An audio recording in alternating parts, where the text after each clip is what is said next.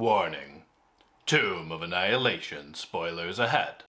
We rejoin Torin the Paladin, Bedikas the Rogue, Nulla the Druid, Zayli the Ranger, Boblia, Zandala, Lucanu, Zale, and Keshma, who snuck in the crawl space before it closed, on the 6th and final level of the Tomb of the Nine Gods. The party is in a room that contains a 12-foot high, 10-foot wide door made of green stone whose surface is carved with grinning goblin skeletons. The belt of smooth stone in the middle has 5 geometrical shapes, though the triangle and square are significantly more pronounced than the others. The room itself contains a bronze cauldron that will unleash plenty of green smoke if uncovered, 3 rocking chairs, several workbenches heaped with junk, and a rusty iron cage that previously contained the now missing dead clone of Bedikas. There is a sickly sweet, meaty smell on the air. Before we continue, please make sure you've subscribed to my channel. It helps me out a lot. 5 doors lead off from the room, each engraved with a different geometrical shape. A triangle, a square, a pentagon, a hexagon,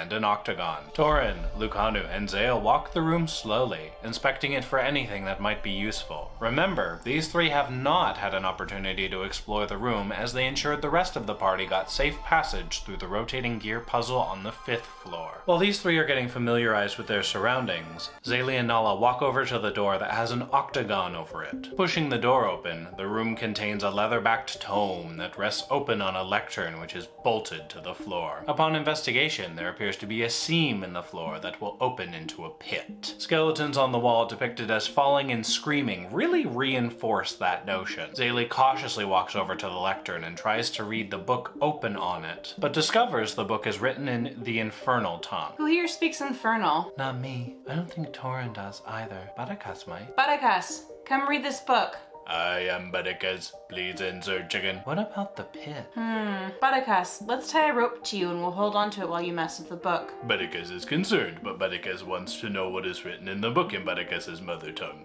Father tongue. After getting hempen rope secured around his waist, Zayli and Nalla give Bedikas just enough slack to reach the lectern and the book. Bedikas skims the book quietly, reading its contents surprisingly quickly. Bedikas, what does it say? Keep the spider locked away. See the lever clear as day. Bedikas thinks Bedikas must read this from one end to another. Okay, read it then. But Bedikas can start from either end. Bedikas doesn't think this book has a set start or finish. Oh, god damn it. Of course. What is written on the first and last pages, Bedikas? Backward, backward, 8 to 1, and forward, forward, 1 to 8. If we ever meet that fucker, he's going to hear about this. Asarak? Who else? It seems like a trap no matter what. Bedikas, just read from front to back and we'll get ready to pull you out when something dangerous happens. Bedikas has concerns about this flesh and bones thing, but Bedikas will read. Backward, backward, 8 to 1. Speak the rhyme until it's done. Keep the spider locked away. See the lever, clear as day. Spin, spin, iron spider. Turn their flesh and bones to cider. Speak the rhyme and meet your fate. Forward, forward, 1 to 8. Not a moment after the last line is uttered, an anti-gravity spell activates inside the room and forces Bedikas up through the fake plaster ceiling. Bedikas is headed straight towards a rapidly whirling fan in the shape of a spider. Ah! I am Bedikas. Please insert chicken. Damn it! Zayli! Don't eat Bedikas's ashes. Help Bedikas. Heave! Zandala runs up to assist as Nalla, Zayli, and she heave Bedikas out of the room with minor scrapes, but no real damage. I am Bedikas. Please insert chicken. Nalla squints at the lectern and notices a tiny seam in the metal. Hold on. Zayli, I think I see a compartment on the lectern. I don't think we should go back in for a bit, Nalla. Yeah, you're right. After waiting for the murderous spider ceiling fan to stop spinning, Nalla cautiously walks into the room and kicks the secret compartment open. Inside the hidden compartment is a little lever.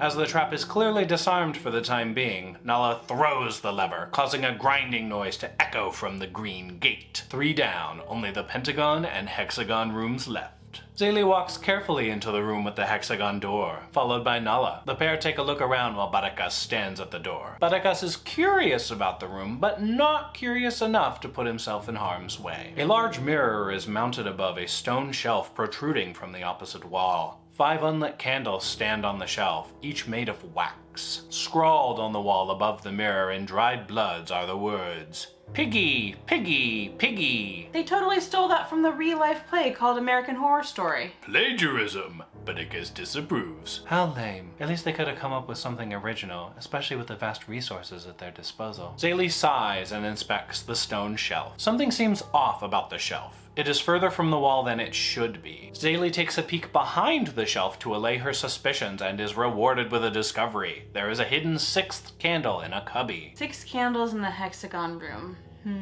Zaylee lights the candle in the cubby and waits for something to happen. Perhaps, understandably, lighting one candle does nothing. Zaylee faces the mirror and says, Piggy, piggy, piggy. She sees a lever in the mirror, but it disappears when she turns her head to inspect the room. Thoroughly irritated, she lights the other candles and says, Piggy, piggy, piggy. The lever is still visible, though it has switched sides in the mirror. Zaylee cannot see the lever when she turns her head away from the mirror, so she enlists Nala's help. Nala, can you come pull this lever, please? I can't see it.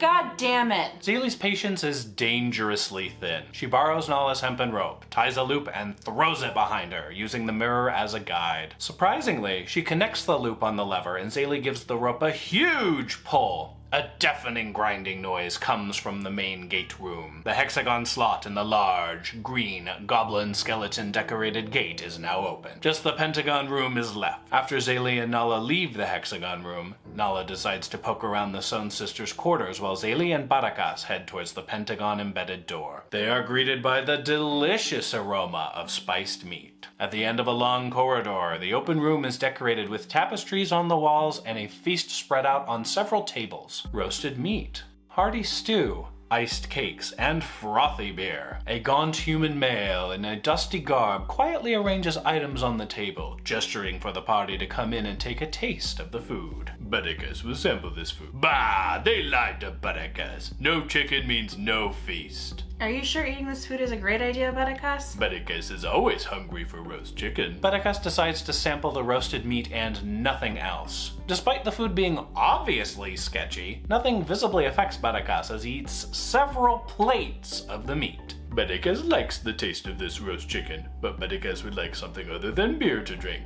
Nala, get in here and help us look around. This food, is so good, guys, come eat some. Butticus is positively stuffing his face full of roast boar at the table, though Unk the flail snail has gone strangely quiet. A little too quiet. Nala has cautiously entered the feast chamber and immediately notices a pattern in the tapestries that was not previously apparent. There is a pentagon-shaped discrepancy at the center, but the suspicious duck is having absolutely none of it. Zaylee ends up tapping the discrepancy and is surprised to discover that her hand passed through the fabric as if it wasn't present. She feels a lever in a small compartment and decides to throw it. Zaylee, Nala, and Butticus are rewarded with the sound of rumbling. The last keyhole has been revealed. As they all leave, Butticus receives several buffs from eating different kinds of food. He gains temporary hit points, advantage on constitution saving throws and checks, and advantage on strength saving throws and checks for the next 24 hours. Zaylee and Nala chose not to eat, though the former is unaffected by hunger as Clay No Face's doll powers make it so that Zaylee doesn't need to breathe or eat. Nala, however, has disadvantage on attack rolls and ability checks due to crippling hunger. A curse! Torin, can I get a remove curse, please? Sure, but I can't cast any more remove curses till we rest. Please don't do anything dumb, guys. You guys can open the door to the nursery? Nursery? Yeah, the Stone Sisters are always talking about the baby in the nursery. Nala, Zaylee, Torin, and Butticus head over to the door and pull out their various skull keys. These keys are found on each level of the Tomb of the Nine Gods, though despite skipping the 3rd level, the party managed to pick up the Pentagon skeleton key anyways. When the first key is entered and locked into the door, the party hears an ominous sing-song voice. Granny, granny, granny, come out with me instead. Granny, granny, granny, you can't because you're dead. Oh, that sounds promising. Torin, hurry up with the keys. Right as Torin goes to insert the last skeleton key into the octagonal keyhole, he is blasted backwards by an unknown force, barely keeping a hold on the key. 3 hideous creatures, the Stone Sisters, powerful night hags that form a wicked coven, have appeared in 3 separate places in the room. Woo-hoo-hoo-hoo! Not so fast, my pretties! Give me that key! I knew it! Suspicious duck! Remember when the dolls warned us the Stone Sisters were nearby? Oh yeah. Defend yourselves. The party splits up, taking the fight to each of the sisters. Zaylee drops a silent spell and charges in with her spear, while Nala summons bears to assist others with their hag, before she helps Zaylee corner their hag. Lucano has had a few moments to shine in combat, but none so more than now. With impressive sword work, she all but decapitates their hag. Zale and the summoned bear make quick work of what's left. Torin and Barakas have to run to engage the third, furthest sister. Just as Torin and Barakas start mauling the third sister, Zaylee and Nala finish off the second sister. Stop your attack! I surrender! I will give you information if you promise to spare my life! Suspicious duck! I don't trust her. Why shouldn't we kill her? I have information on the rest of the tomb you might find useful. We're listening. Intently. Eee! Then make the promise that no harm will come to me once I share with you.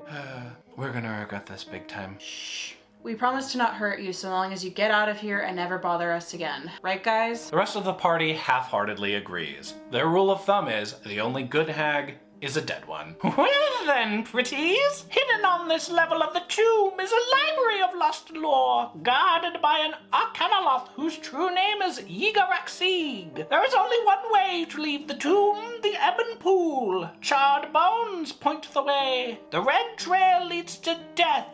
Or worse. With that, the only remaining Stone Sister vanishes. She has moved into the ethereal plane and is running to escape the tomb. Will she return? That's not really a priority on the list of things to worry about right now. Torin finally inserts the octagon key and the skeleton door opens, revealing a decrepit room that overlooks a pool of lava that fills a pit in the middle of the chamber. Above the pit is an enormous crystal cylinder held in place by 3 adamantine struts. Wraith-like forms swirl inside the cylinder and otherworldly screams hang on the air. A shriveled monstrosity the size of an elephant floats near the cylinder, its body seemingly wet and horribly malformed. Its arms and legs are atrophied and its oversized head drips black goo. The creature is attached to the cylinder by a twisted umbilical cord. In the next episode, the party enters its final confrontation and will have to contend with this mysterious creature while they take their shot at restoring balance to the world by destroying the Soulmonger, the artifact of evil that started this whole adventure. As always, thank you all so much for watching. If you enjoyed this video, please hit that subscribe button, smash that like button, and share this video on your Twitter, Facebook, and other social media.